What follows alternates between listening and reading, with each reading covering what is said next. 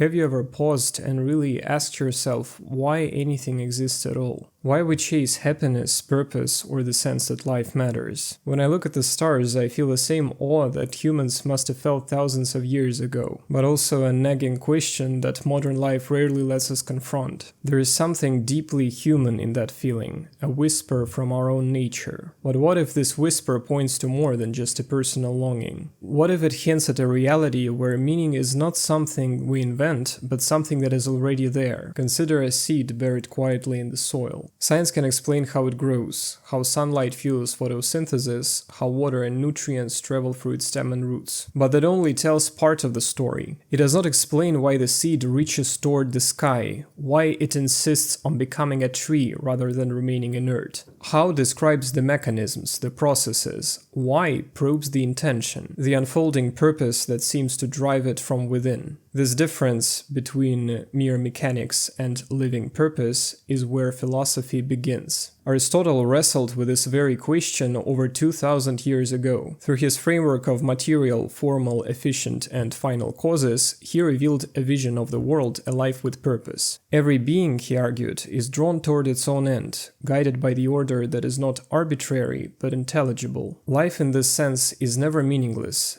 It is directed, intentional, and sacred in its own quiet way. Just as the seed reaches for the sky, so too does every element of the world move according to its own inner purpose. You might say there is no such thing, or that the question itself is nonsensical.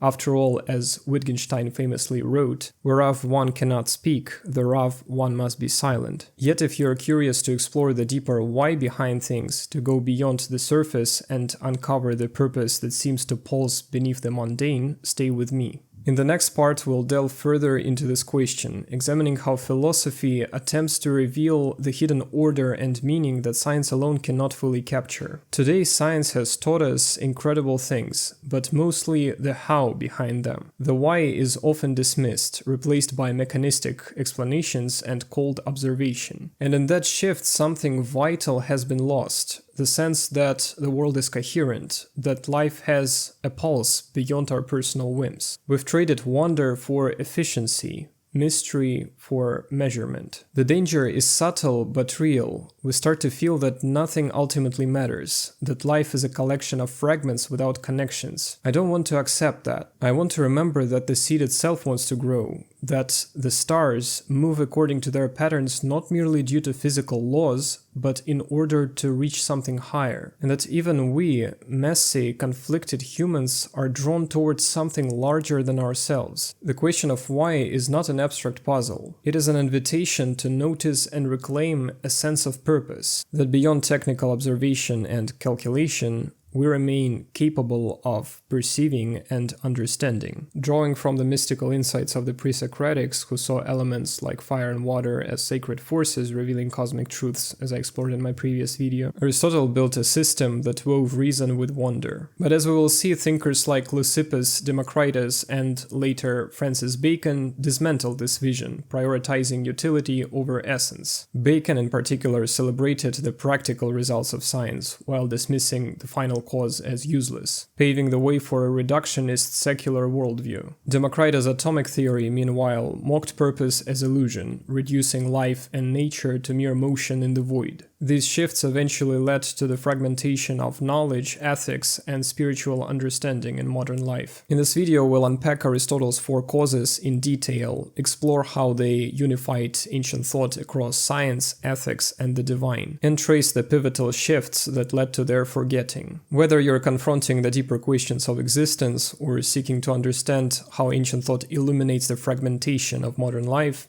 this inquiry may help you perceive the subtle order underlying reality. At the heart of Aristotle's philosophy is the search for principles and purposes that shape the world. He identified four types of causes: material, formal, efficient, and final, that together explain not just how things come to be, but why they exist in the way they do. Among these, the final cause stands as the most profound. It points to the purpose or end toward which everything naturally strives. The final cause is everywhere in nature. The acorn does not simply exist as a mass of cells, it exists to become an oak tree. Its purpose is built into its very being, shaping its growth, form, and behavior. The eye is not just an organ constructed from tissues. It exists to see, to perceive light and darkness, and to help the organism navigate the world. In human actions, the final cause is clear. A craftsperson hammers, carves, and polishes, not for the sake of movement alone, but to produce a finished work, to fulfill an intention. And yet, even the planets in the sky do not drift aimlessly. They move according to a cosmic order, each tracing its path around the Unmoved Mover, the divine principle that gives coherence and purpose to the universe. There is a tragedy in this motion. Each star and planet strives toward the cosmic center, driven by its purpose, yet remains forever bound to its orbit, unable to reach it. Like characters in Greek poetry, the heavens follow a destiny written in their very being. In this way, the final cause connects the smallest seed to the vastest stars, revealing a universe that is at once ordered, purposeful, and profoundly poetic. Interestingly, Aristotle's ethics seamlessly fits into this broader framework of purpose. Just as a fruit is good when it's ripe, a seed when it grows into a strong tree, or an eye when it sees clearly, a human is good when they live according to their nature, when they cultivate virtues like courage, honesty, and generosity. These are the qualities that allow a person to flourish, in the same way that everything else in the world flourishes under the conditions appropriate to it. Morality, then, is a natural aspect of humans, as real and integrated as anything else in the world. The modern philosopher David Hume, in contrast, argued that we can never derive an ought from an is. Observing a fruit ripen tells us nothing about whether killing is wrong. Moral judgments, he insisted, are not facts about the world. They arise from human sentiment, convention, or choice, not from nature itself. Contemporary approaches often extend this view, treating ethics as existing independently of natural order, detached from the physical reality in which life unfolds. This perspective can lead to a sense of detachment from the world and from our own lives. If morality is entirely the product of sentiment or convention, then ethical guidance can feel disconnected from the natural order and the realities of human existence. Actions risk becoming a mere compliance with abstract rules or social expectations, rather than expressions of a deeper understanding of what it means to live well. In this way, ethics can feel external, imposed, and ultimately separate from the very life it is meant to shape. Unsurprisingly, nowadays we are often told that the final cause is the least important one. From school onward, we're trained to ask how things happen, rather than why they happen, what purpose they serve, or what they strive toward. We can get closer to the sacred view of reality at church, where we learn about God and His plan, and how the cosmos is governed by reason. Unfortunately, these ideas are too distant for us to grasp fully, as we're separated by several hundred years of an alternative worldview, one that culminates in a state of nihilism and a complete forgetting of the reality of why question in our lives. If you're curious about what happened, keep watching, I'll gradually lead you there. But first I need to talk about the causes that have been completely forgotten along with the final one, the formal and material causes. Aristotle created physics. However, like the other things mentioned earlier, it is not the same physics that we know today. The similarity is that both contemporary and Aristotelian physics are concerned with the process of change. However, the concept of change is understood in a starkly different way. For Aristotle, change is the process by which matter gains or loses its form. At first glance, this might sound familiar from school. After all, physics teaches us to observe changes in the world and to find patterns in them, deducing the rules by which matter undergoes these processes. But is it the same matter? For Aristotle, matter is inseparable from form. The two are always found together as the compound parts of a thing.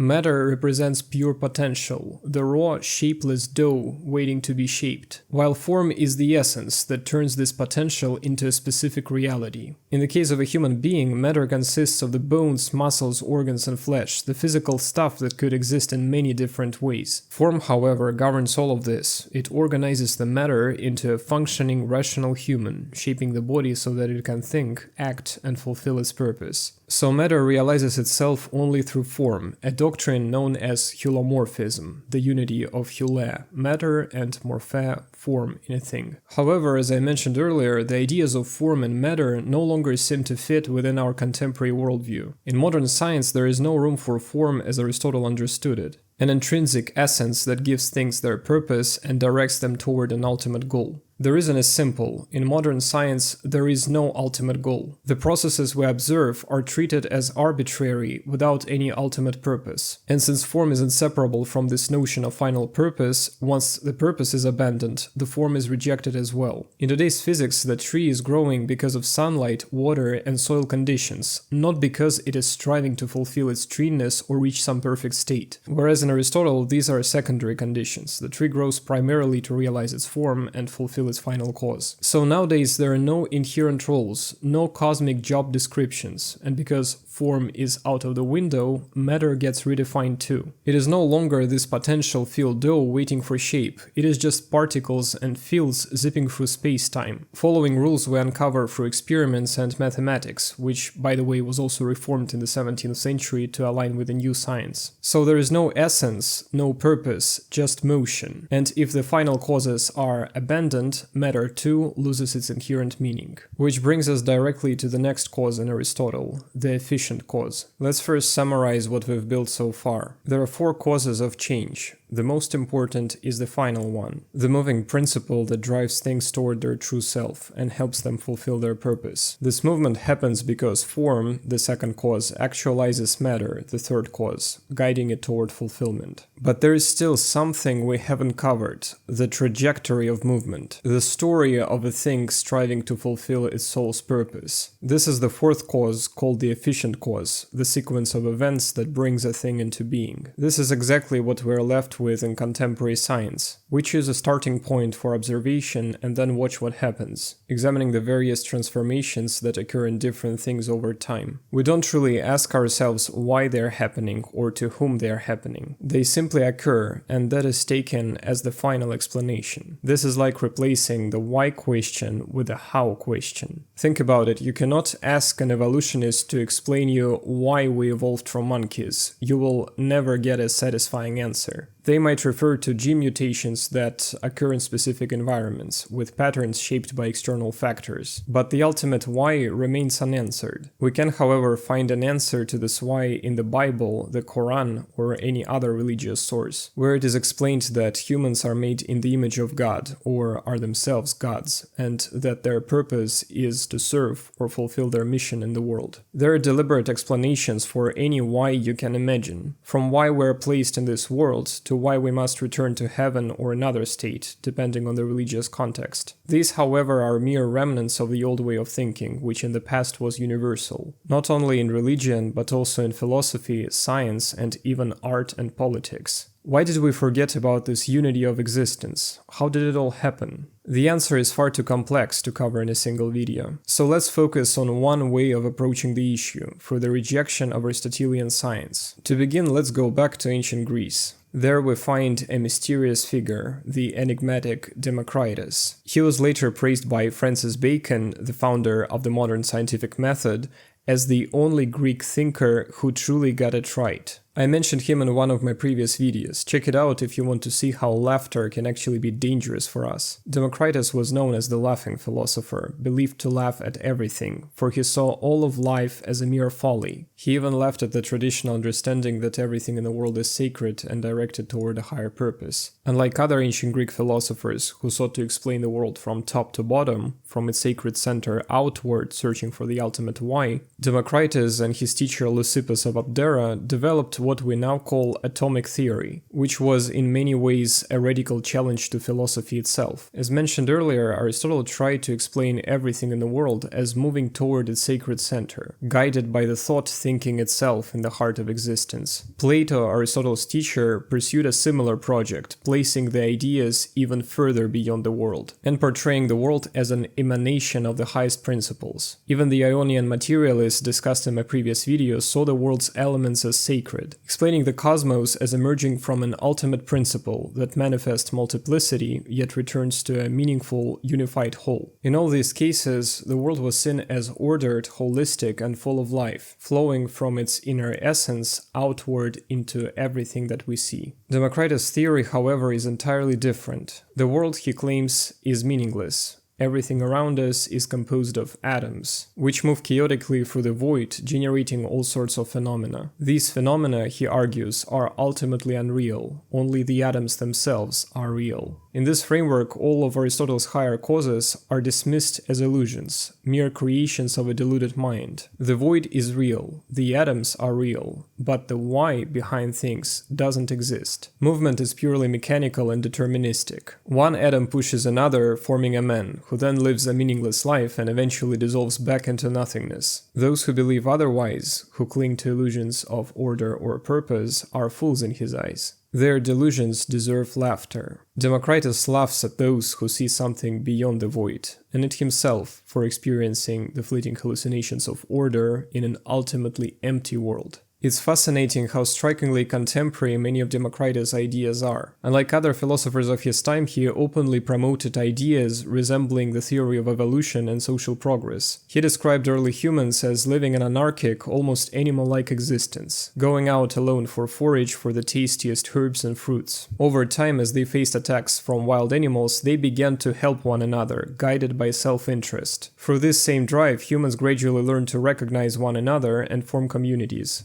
Remarkably, this principle of self-interest mirrors the ideas later emphasized by modern thinkers such as Hobbes and economists like Adam Smith. A striking coincidence considering Democritus lived over 2000 years earlier. Democritus' ethical ideas emphasized euthymia, a state of inner cheerfulness or contentment, free from excessive fear and disturbance. These ideas later influenced the development of hedonism, which focused on tranquility and the absence of pain as the highest good. In this way, his philosophy mirrors contemporary culture, which often reduces life to the pursuit of comfort and fleeting pleasures, losing sight of deeper meaning or purpose. In general, Democritus was the mere opposite of great thinkers Plato and Aristotle. His philosophy turned many of their sacred ideas upside down, offering a radically different vision of the world and human existence. There are many more peculiarities and insights to explore about him. If you'd like a full video dedicated to Democritus, let me know in the comments. Francis Bacon, in his book Novum Organum, where he proposes a new scientific method, writes, "The human understanding is, by its own nature, prone to abstraction, and supposes that which is fluctuating to be fixed. But it is better to dissect than abstract nature.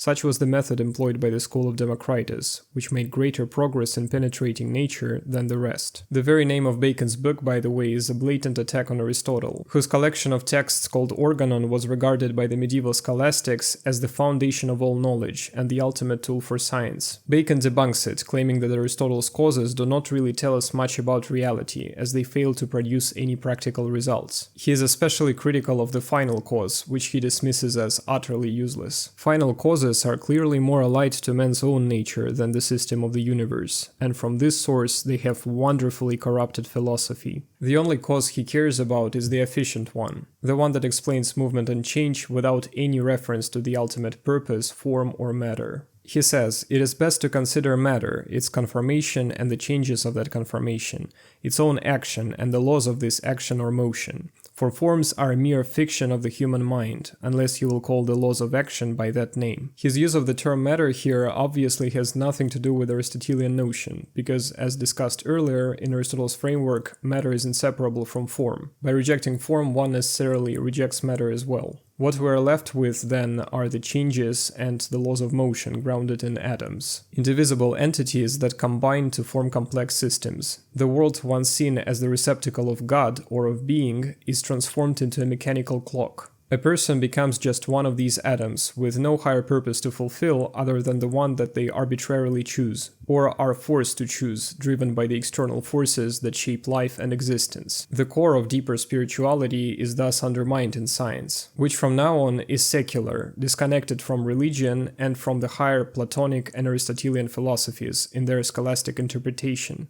Aristotle continued to be debunked further. His biology was undermined in the 19th century with the development of cell theory, and his logic was challenged in the 20th century when Frege and Russell formalized language, which in Aristotle's framework was in principle unformalizable. Thus, the impulse of atomic theory ultimately dismantled the entire traditional science. However, as you can see, the new scientific approach brought us countless advancements that we now take for granted in daily life. Technology, from spaceships and cancer treatment to the laptop and camera I'm using to record this video, is the direct result of the scientific revolution. The fridge in your kitchen, the toilet in your bathroom, bathroom and the internet that allows you to watch this video on YouTube. All of this would have been impossible if we still lived in the traditional Aristotelian world. Bacon was right about the practicality of his new method. His book, published in 1620, set in motion centuries of technological innovation. Telescopes, microscopes, mechanical calculators, and now AI and bioengineering. People today live more comfortably than ever before, and life expectancy in industrialized societies continues to rise. From school, we learn to see our time as superior to the past, enjoying comforts that earlier generations lacked. We pride ourselves on having escaped dangerous illusions and superstitions, beliefs in witches, the influence of stars on human destiny, or other mystical ideas that once dominated human thought. Yet have we stopped to ask ourselves if the very idea of progress might be a subtle illusion? What if in gaining all these devices and conveniences, we have lost something far more valuable? The deeper sense of meaning, the why behind all things. In the traditional worldview, wherever we looked, we saw unity. In the contemporary perspective, we see fragmentation. Religion has become largely a matter of personal choice or social affiliation, rather than a reflection of eternal truth. Sciences are divided into countless specialized fields, judged primarily by their practical results, rather than their ability to reveal underlying order and unity of the universe. Ethics is mostly shallow, with utilitarianism dominating thought. Many people in industrial societies have forgotten their roots. They live from one task to another, seeking fulfillment not for spiritual integrity, but for entertainment and distraction. Many of the people I talk to don't even understand the why question, even though it is the most important question. They dismiss it as a mere play on words with no real meaning, and move on with their lives. We rarely pause to consider what we have truly lost in this process. I encourage you to reflect on this for yourself. If this resonates with you and you understand the importance of the why question, like this video and subscribe to the channel. Leave a comment if you want to explore this further, and I will present another perspective in the next video. A perspective on the eternal philosophical journey towards wisdom and the unity of all things. See you in the next videos about philosophy.